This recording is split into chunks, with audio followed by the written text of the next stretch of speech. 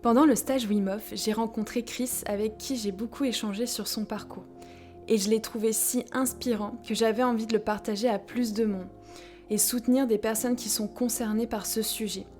Si tu as aimé la vidéo, pense à la partager pour peut-être aider d'autres personnes et à la liker pour soutenir son partage. Pour les personnes qui ne te connaissent pas, comment tu pourrais te présenter? Alors, 9 ans, 2 enfants, très heureux, bien alcoolique, mais abstinent depuis 2 ans et demi. Est-ce que tu peux nous partager comment t'es passé justement de alcoolique justement à abstinent? Quel a été ton parcours? Alors moi, franchement, pour arriver à l'abstinence, en fait, il a fallu que je tombe au plus bas. Ouais. Quand tu dis ça, c'est-à-dire? C'est-à-dire que ça faisait des années, très très longtemps que je buvais, que j'avais des soucis avec l'alcool. Et à un moment donné, je suis tombé très très fort dedans. Un alcoolisme très très prononcé. Moi, je me suis retrouvé très seul, complètement isolé, avec mes bières et tout ce qui s'ensuit, à très peu manger, limite me laver, la décadence.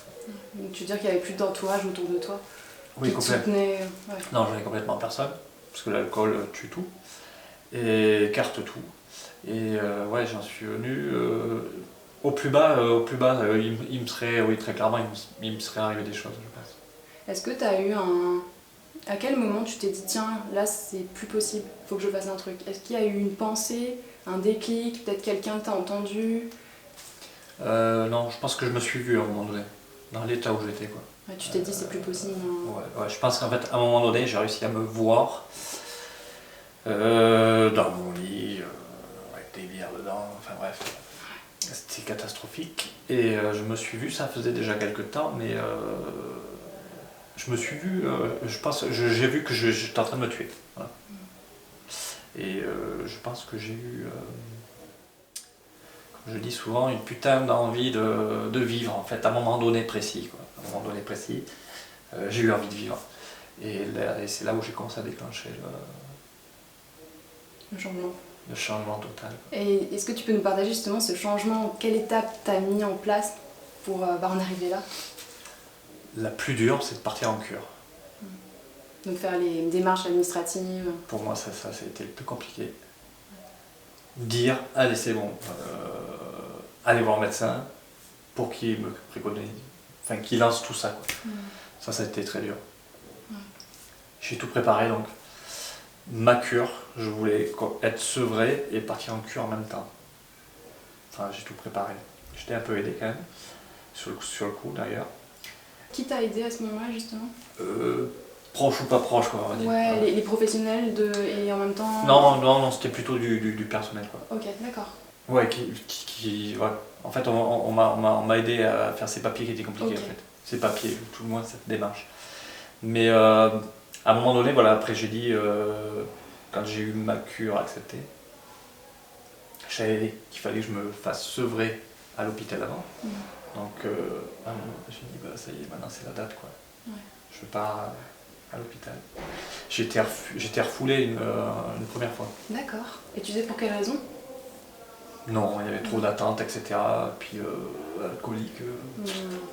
Quand tu parles de sevrage, c'est vraiment la partie corporelle.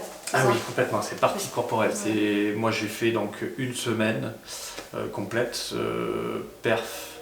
3 perfs différentes, 24 heures sur 24, pendant une semaine.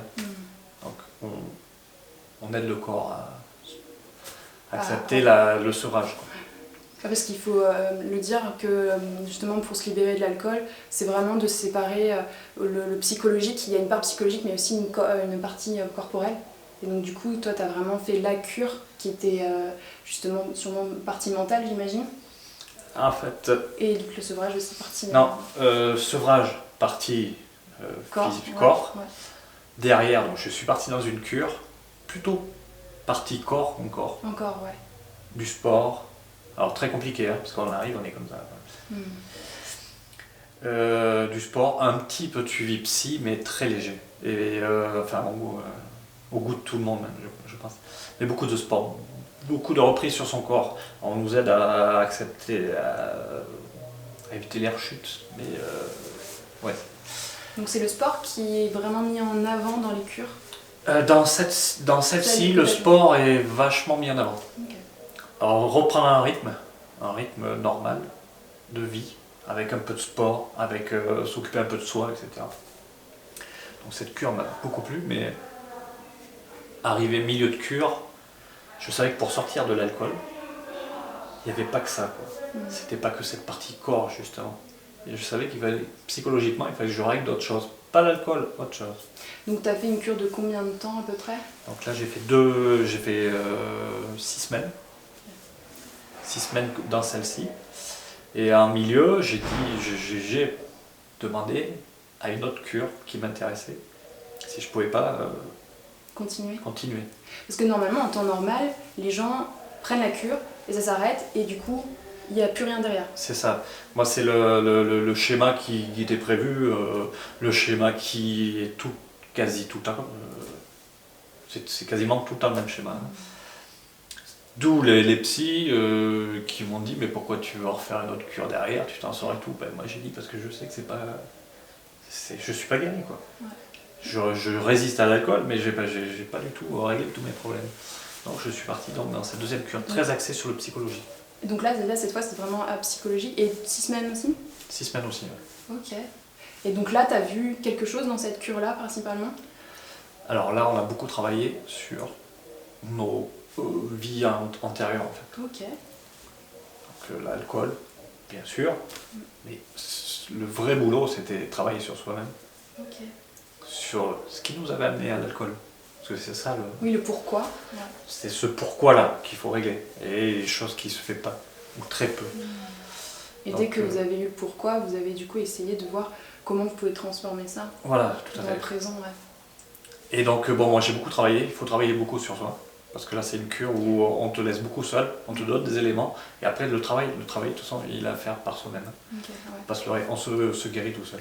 Quand tu dis ça, tu penses à quoi exactement quand tu dis se guérir soi-même? Le travail, on le fait vraiment sur soi? En fait, le principe de base de la vie, hein, c'est déjà ton passé, tu décroches. Quoi. Ton passé, c'est passé. Tu pardonnes, tu te mets en paix avec. Complet, voilà, ça c'est le premier temps. Et puis pour tout le monde, hein. Il n'y a pas que l'alcoolique, il y a tout le monde. Tu lâches ton passé, c'est fait. Comment je dis? Tu dédramatises aussi. En plus, en cure, on voit des gens qui ont vraiment une vie compliquée, même si la tienne est compliquée, elle a été compliquée ou très compliquée ou n'importe. Les autres, c'est pareil. Alors tu te dis, c'est bon. Il y a pire, et il y a pire, il y a moins pire, mais enfin voilà, il ne faut pas non plus. Donc je suis aussi beaucoup dans l'idée, depuis tout ça, qu'on est beaucoup à se créer nos propres mélodrames. L'être humain, il aime ça. Quoi. Ouais, tu veux dire qu'il y a un moment donné, il faut savoir couper des liens du passé et de passer à autre chose, de vivre dans le moment présent. C'est ça. Et c'est pas un bon mot, mais on pleure pour pas grand chose en fait, souvent. Okay, ouais. C'est ce que tu as constaté pendant la cure, pendant le processus. Ouais. Je pleurais pas pour pas grand chose en fait. J'ai eu pleuré pour quelque chose. Mais là, au jour d'aujourd'hui, c'est fini quoi. Ouais. Et tu veux passer à autre chose, d'où l'envie de vivre. Peut-être, voilà. Donc voilà, c'est ce travail-là, je pense. Okay. Et l'autre partie que j'ai rencontrée, que j'ai vraiment découvert pendant cette dernière cure, sur un jour notamment, après avoir beaucoup lu, beaucoup réfléchi, arrêter de me mentir, de se mentir à soi-même aussi, hein. Arrêter on se regarde pas trop des fois. Et ce que j'ai compris, c'est que si je voulais être heureux, c'était déjà de m'aimer quoi. De t'aimer. Ouais. Mais s'aimer, bon, c'est un grand mot quoi, c'est un peu. Comment dire, d'avoir une bonne image de toi-même, c'est ça? Aussi. Ouais. Mais s'aimer, bon, c'est très large et c'est un grand mot, ça fait bizarre. Souvent, je dis plutôt d'être en amitié avec soi-même. Être en amitié avec soi-même, c'est faire comme si tu ferais avec ton meilleur ami. Donc, se souhaiter une bonne santé, déjà la première des choses. Et ce jour-là, j'ai compris. Il s'est passé plein de choses, enfin plein de choses dans ma tête. Hein. Et je me suis dit, putain, si tu veux t'aimer déjà, il faut que tu sois en bonne santé. J'ai pris mon paquet de clopes, je l'ai jeté. Alors je fumais beaucoup. Et ce cheminement de l'arrêt de l'alcool, je l'ai carrément acté, quoi. C'était, Tu l'as arrêté à ce moment-là également? dans ma tête, je crois que j'ai vraiment signé une fin totale avec l'alcool à ce moment-là. Parce que là, je me suis dit, ben oui, c'est quand même l'essentiel, quoi. Tu dois te souhaiter une bonne santé et faire le nécessaire pour que tu aies une bonne santé. Est-ce que tu sais ce qui a pu te faire ce switch un peu ce jour-là? Je sais pas. En fait, je sais pas vraiment. Ouais, il y a eu un truc ce jour-là qui a Voilà. fait waouh, mais là ça suffit la cigarette, ça suffit l'alcool. Ce jour-là, c'est vraiment, j'ai eu une belle image de moi, quoi. Ok. Enfin, j'ai tenu à moi. J'ai un peu vu la lumière, bref, c'est un mot très très bizarre. Mais en gros, je me suis regardé et je pleurais de joie parce que j'étais heureux de vivre. J'étais heureux de ce que j'étais. Du parcours que tu avais les dernières semaines. Peut-être même pas de ce parcours, Même pas. mais juste d'être là, d'être moi, d'être.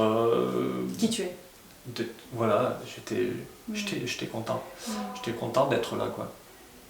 Et je crois que c'est ça qui a vraiment soudé l'abstinence. Ce que tu disais quand on parlait la dernière fois, c'est que les psychologues, ils n'étaient pas partants dans tous tes choix. Est-ce que tu peux nous partager ça? Ouais, alors moi en fait j'étais vachement trop sûr de moi. Non, je montrais beaucoup d'assurance face à l'alcool. J'étais dans un combat face à l'alcool, c'est-à-dire que je m'exposais beaucoup à l'alcool. Et pour eux, l'alcoolique il retombe très très facilement. Donc s'exposer comme je le faisais, mais alors c'était prendre des risques démultipliés. Seulement que moi c'était ma façon d'aller vers l'alcool et dire J'en veux plus. tu m'auras pas, c'est fini. Ouais. Et donc déjà dans cette façon de faire, ils n'étaient pas trop d'accord. Ils n'ont pas été trop d'accord pour que je fasse une deuxième cure également. Ils ne comprenaient pas parce qu'ils pensaient que voilà, j'avais fait le plus gros, mais en fait je pense très clairement qu'ils s'étaient trompés. Parce que c'est ce qui a vraiment solidifié mon abstinence, la deuxième cure. Cette partie cigarette aussi, que tu as Ah arrêté oui, d'un coup, ouais. partie cigarette, ah oui, parce que ça même, il y a eu, oui j'ai arrêté la cigarette quand je suis revenu, en effet je leur ai dit, donc bon moi j'ai arrêté la cigarette, mais t'as pas pris de patch, t'as rien pris, enfin c'est du n'importe quoi là, tu t'en fais trop quoi. Ouais, on est censé dire normalement, quand ça va pas dans notre vie, bon, pas arrêter tout de suite. Hein. Tout à fait. Donc ça, pour eux c'était dingue, c'était du n'importe quoi. Et en plus je leur ai dit, puis en plus j'arrête tout ce qui est somnifère, j'arrête tous les cachets parce que j'en ai pas besoin quoi, c'est fini tout ça. Du jour au lendemain, Les benzos, etc. C'est fini quoi.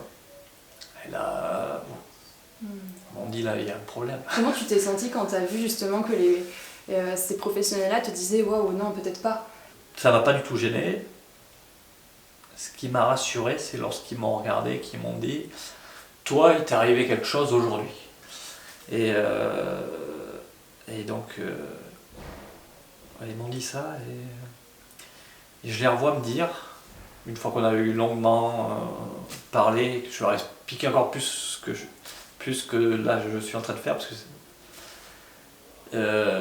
ils m'ont dit, en fait, tu as vu quelque chose que nous-mêmes, on aimerait voir et qu'on n'a pas vu. Alors, eux, ils m'ont parlé d'une espèce de lumière, quoi, mais c'est pas vraiment une lumière, je pense pas, mais c'est son soi intérieur que tu veux protéger, quoi, que tu veux. Ou j'en sais rien ce que c'est en fait. Comment tu pourrais décrire en sensation ce que tu as ressenti ce jour-là? J'ai beaucoup pleuré de joie. Ouais. J'ai eu des premiers pleurs de tristesse. Je suis parti marcher, hein, comme d'hab, moi seul. Tout le monde, tous les gens de la cure restaient tous très soudés. Moi j'aimais bien partir tout seul dans mon coin et beaucoup marcher. Et marcher et réfléchir, et puis avec de la musique ou autre, mais dans le moulinet. Et au fur et à mesure que j'avançais, je me suis souvenu aussi d'une chose que j'avais entendue, c'est on est tous des miracles. On est tous des miracles.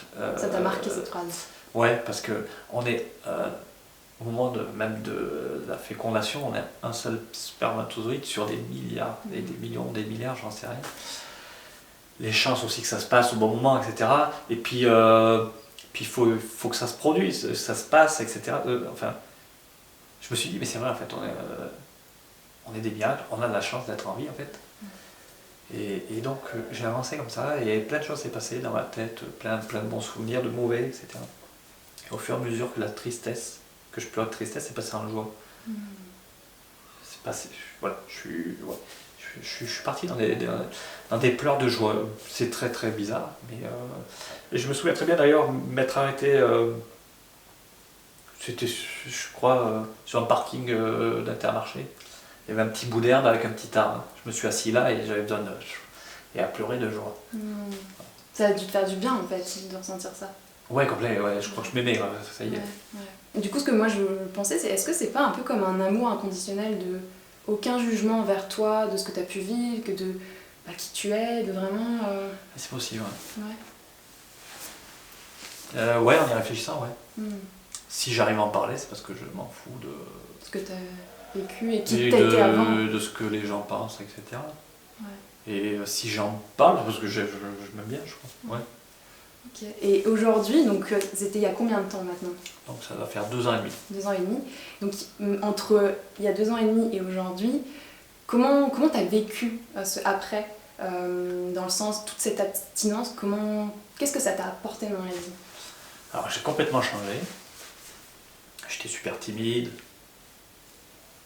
Enfin super timide. Si, j'étais carrément relativement timide. Enfin il y a tellement de choses en fait. J'ai déclenché ma vie à moi, quoi. Voilà. Ouais, ma première vie à moi. Qu'est-ce que je veux maintenant et tu les as mis en place? Même pas vraiment, hein. Mais j'ai vécu pour moi. J'ai vécu moi, ma vie, quoi. C'est un peu compliqué à expliquer, je pense. Alors je suis devenu un peu plus égoïste, donc comme on disait, un peu moins compatissant, si je ne me trompe pas. Oui, la sympathie, ouais. L'inverse de l'empathie. Voilà, mais ouais, je me suis vachement axé sur moi. Ouais. C'est-à-dire savoir dire non quand ça vient plus te faire du bien et que ça répond pas à tes besoins. Il y a de ça, ouais, et puis je fais ce que je veux, comme je veux, quand je veux. Quoi. Ouais. Et que de pas souffrir avec l'autre. En plus. Ouais. Okay. Et après ma philosophie, quoi, je suis ultra positif. Celui qui va m'entendre dire ah, c'est chiant, il fait pas beau ou autre, il n'y est pas encore. Enfin, si ça peut m'arriver, mais vraiment je suis très très positif. Ouais, c'est-à-dire que quand tu vois qu'il y a un truc qui va pas, tu vas tout de suite essayer de le trouver en solution. Oui, complètement. Ouais. Ok. Il y a des choses compliquées encore dans ma vie. Mais voilà, j'apaise. Ou alors je détourne le temps que je sois assez solide pour revenir dessus. Quoi. Mais moi j'ai pu voir là pendant le stage Wim Hof, t'as un sacré mental quand même. Parce que nous en général on est plutôt du genre à rester 2 minutes dans l'eau glacée. Et toi tu restais 10 minutes. Même dans la cascade, t'as fait 8 minutes je crois. Quelque chose comme ça, il me semble. Je fais 15 minutes. Là, 15 minutes là. Et pareil, la rando, t'étais là, allez, on plus vite. Et du coup, est-ce que tu penses que ça, tu l'avais avant déjà, avant les 2 ans et demi, donc il y a 3 ans, ou c'est la cure qui t'a aidé? J'avais de la niaque avant. Ouais. J'étais combatif quand même avant. Mais j'aurais pas fait comme ça. Ouais. Tu penses qu'il y a quand même eu... Déjà, je serais pas venu, parce que j'étais pas assez ouvert d'esprit, quoi. Après, j'ai toujours eu quand même un tempérament un peu guerrier, je pense. Tu penses que ça t'a un peu aidé quand même? Ouais. Et ça l'a amplifié du coup après? Ah oui, complètement. C'est que là, je fais zen, je suis moins dans le combat, quoi. Ouais. Oui, complètement. Tu fais pour toi avant tout? Ouais. Là, c'est pour me faire plaisir. Avant, c'était... c'est ce qu'on recherche aussi, c'est... pour être un peu fier de soi, aussi, là, c'est différent. C'est vraiment un parcours, je trouve, hyper inspirant, ce que tu as vécu, les déclics. Parce que souvent, on est dans le déni de l'alcool, ou alors on n'arrive pas, on n'a pas la force, on n'a pas envie de regarder à l'intérieur ce qu'on a vécu et tout. Et comment tu l'as vécu, toi, de le regarder tout ce que tu as vécu dans le passé? Je sais pas, il y a eu toutes les phases, quoi. Hein. Ouais. Mais jusqu'à un moment donné où je me suis dit, mais il faut que tu arrêtes de te mentir, il faut que tu arrêtes de... Ouais, tes mélodrames, quoi. Ouais. Même si ça... Si, c'est des mélodrames, parce que... En fait, c'est un espèce de stop que tu t'es dit, non, maintenant... Oui, c'est bon, on pleure pas pour des trucs qui ont... Enfin, c'est que dalle, quoi. Quand j'y pense, c'est... On devrait tout... Enfin, qu'il nous arrive la pire des choses. Lorsque c'est passé, c'est passé. Et on devrait nous apprendre à ça. En fait, c'est ça, c'est que ton parcours, je le trouve intéressant parce que c'est pas forcément que pour l'alcoolisme, c'est vraiment dans tous les domaines, en fait. À un moment donné, on dit stop et on passe à autre chose, en fait. Oui, c'est ça, ouais. Oui, l'alcool, moi, je suis content d'être tombé dedans, en fait. Ok, ouais. Parce que ça t'a permis d'avoir un parcours comme tu l'as aujourd'hui. Alors déjà, ça m'a permis de vivre ou survivre, j'ai envie de dire. Parce que l'alcool, c'était un... J'ai perdu le mot, mais... Ça t'a protégé un peu? C'était un apaisant, ça me faisait du bien, ça m'a beaucoup aidé. Jusqu'à ce que, par contre, ça me détruise. Mais, et si j'avais pas eu l'alcool, j'aurais pas eu cette sortie là. J'aurais eu une vie linéaire, ouais. Alors que tout ça, en fait, ça m'a déclenché une autre vie, mais à moi, quoi. Et sur des bases totalement différentes. Est-ce que ça a changé tes relations, peut-être, ou des choses que tu n'attendais même pas? Ah oui, maintenant je suis... déjà la timidité, quoi. Et de toute façon, rien que même mon physique, j'ai changé physiquement, j'ai une tenue différente. Tout ça en très peu de temps. Et oui, ça a changé énormément de choses. Ça va paraître un peu... peut-être un peu beaucoup, mais j'ai vraiment l'impression que j'attire les gens intéressants avec qui discuter. Parce que plus j'avance et plus je croise des gens qui ont des discussions hyper profondes, je pense qu'on attire un petit peu...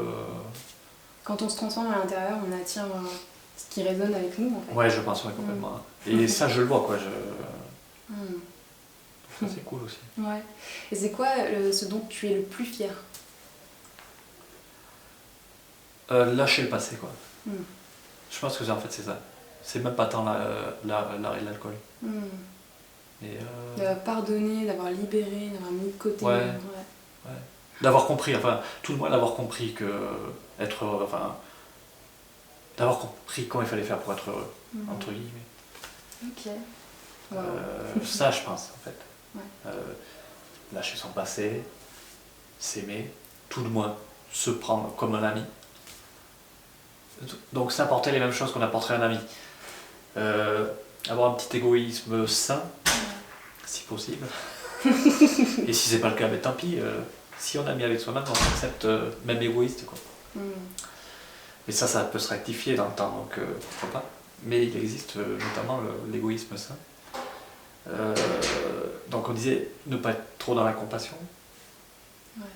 De pas souffrir, en fait, de prendre du recul, de comprendre ce que l'autre vit, mais pas de plonger avec lui dans le malheur, en fait. Tout à fait. Et puis de pas être le sauveur.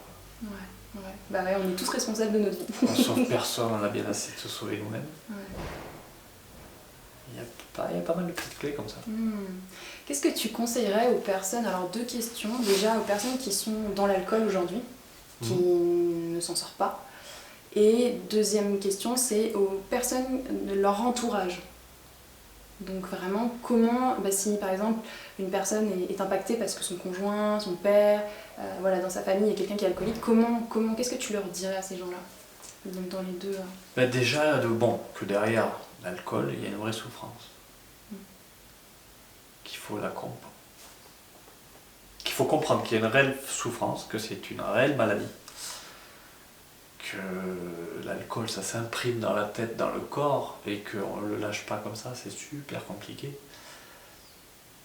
Mais déjà, il faut... à la personne qui boit, j'ai envie de dire, déjà, il faut qu'elle comprenne qu'elle picole trop. Première étape. Qu'elle comprenne ça, mais surtout que ça va aller de pire en pire. Et que les soucis vont aller de pire en pire. En fait, tout ce que l'on espère de par l'alcool, on va tout le perdre, en fait. On se désociabilise. Ça tue tout, ça tue une famille, ça tue un couple, ça tue soi-même, quoi.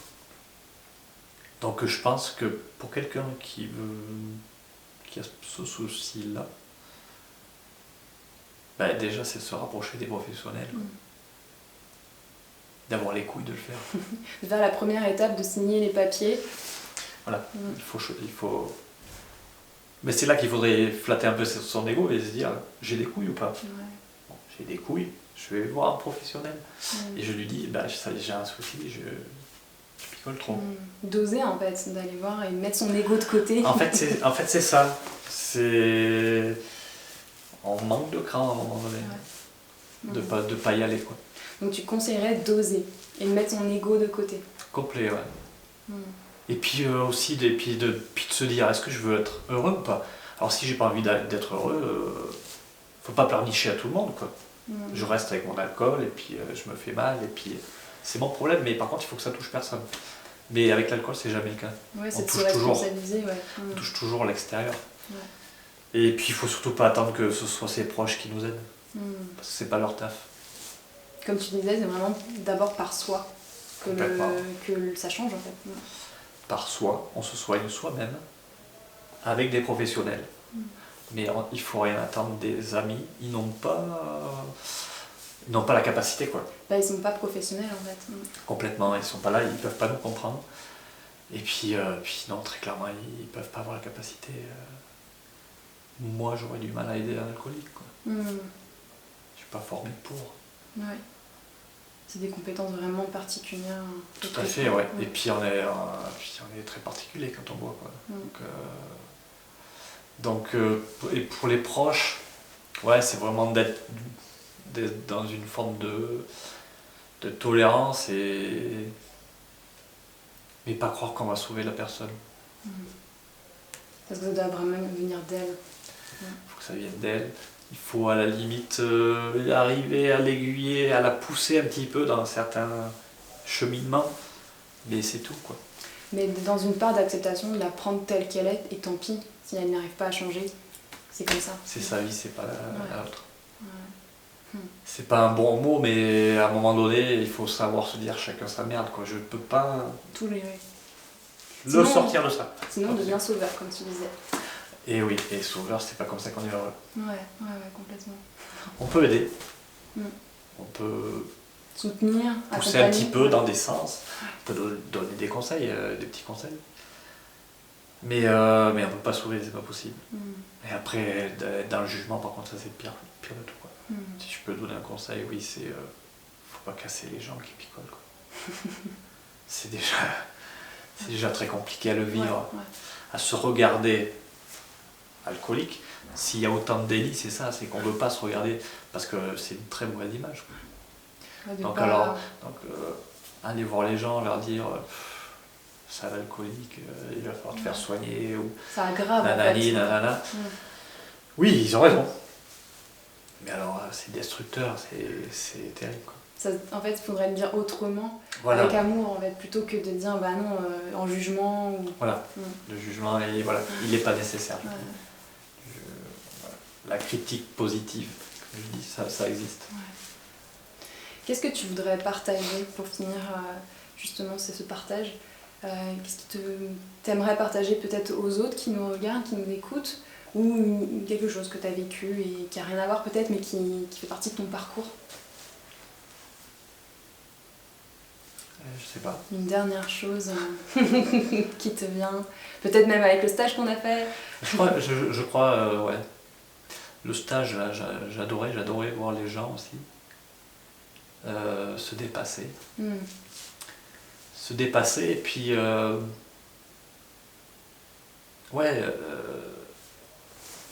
comment dire,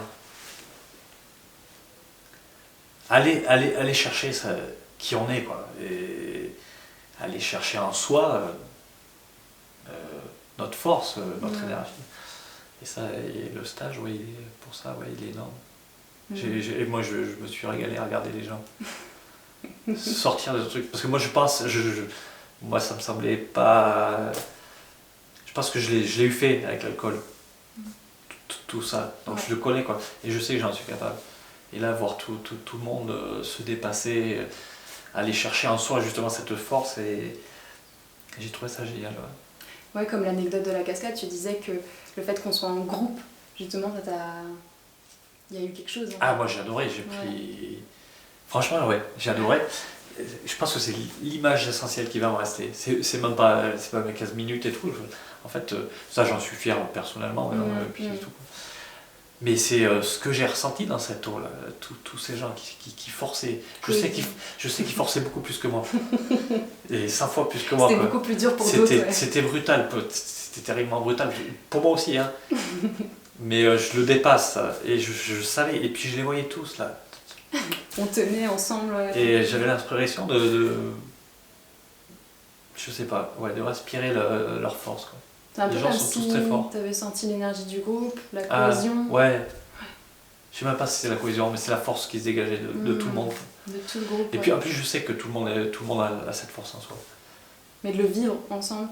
Ouais, ça c'est top, ouais. Cette expérience est belle. Top. Bon bah c'est le mot de la fin alors. Ouais, c'est pas mal. Bah merci beaucoup Chris, vraiment pour ce partage et ton parcours inspirant. Merci.